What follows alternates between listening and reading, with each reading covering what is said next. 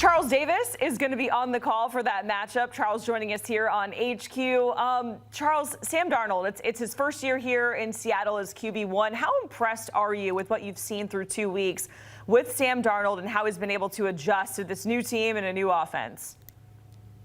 Jacqueline, I like what I've seen so far, but I think I'm going to love what I see from Sam Darnold in the weeks to come. I feel like they are just getting on the path to where this offense is going to ultimately end up. And what I mean by that is a new offensive line, a few new people there, so they're going to be settled in and play better there. Jalen Sundell as center is a nice pickup, a nice addition.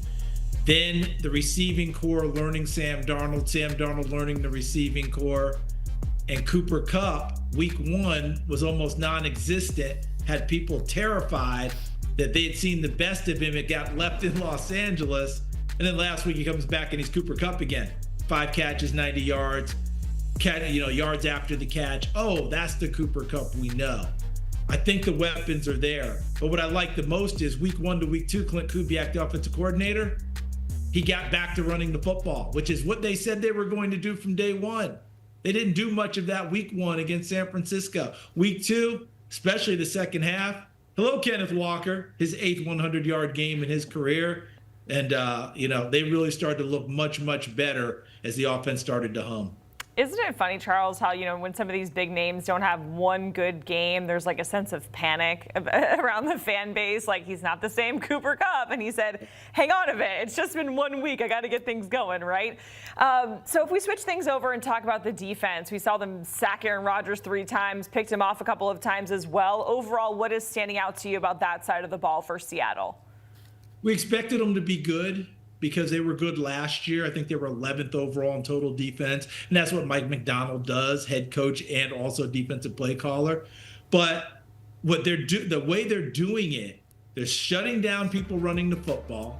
Teams who run it well have not run it as well against Seattle.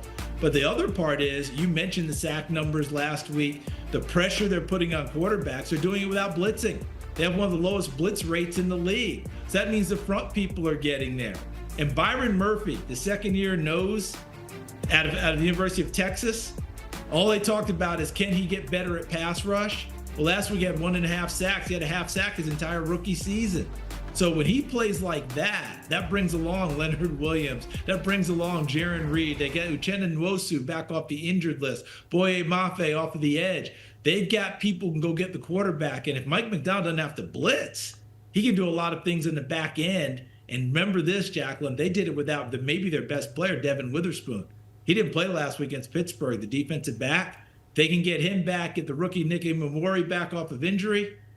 They've got a chance to be a top 5 defense in this league, and I say that without hyperbole. All right, we look forward to seeing what they got cooking there on defense. If we go to the Saints, they're 0-2, yes, but seemingly maybe a little bit more competitive than we were expecting them to be in these first couple of games, right? How much of that has to do, I should say, with Spencer Rattler and sort of the development that you've seen from him?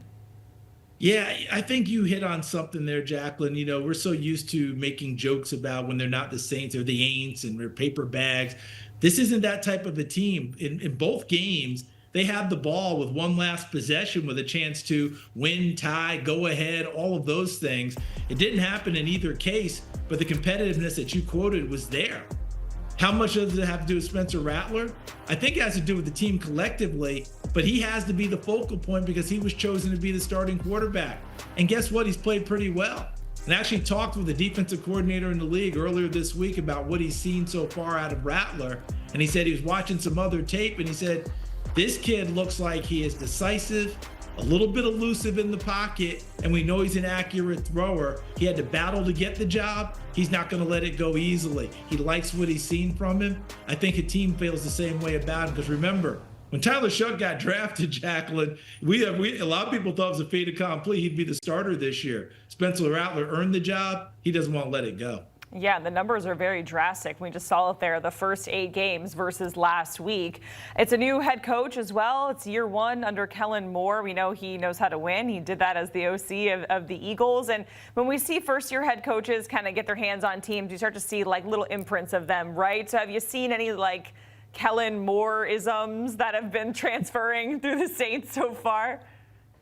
That's a great question, Jacqueline. And I will tell you the competitiveness. I know sometimes that word gets overused, but when you see Kellen Moore and you meet him, he just looks like, this apple cheek guy, baby face coach. He's the youngest coach in the league, but he is as competitive as they get.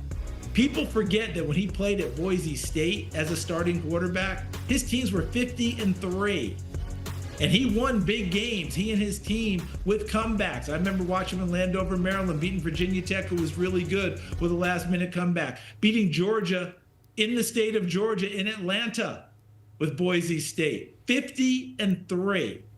These are types of people who wake up every day wanting to compete, and he's trying to infuse that throughout his team. And I think so far we're starting to see it. He hasn't gotten the results he's wanted yet, but if you're going to play against his team, you better be ready to go for 60 minutes.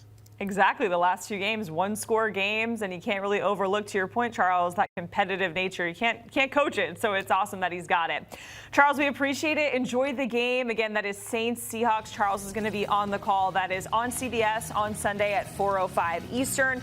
Our coverage kicks off at 1 p.m. Eastern in terms of the games, the Bengals and the Vikings. Of course, you can watch your local game live on CBS and stream all the action on Paramount Plus as well.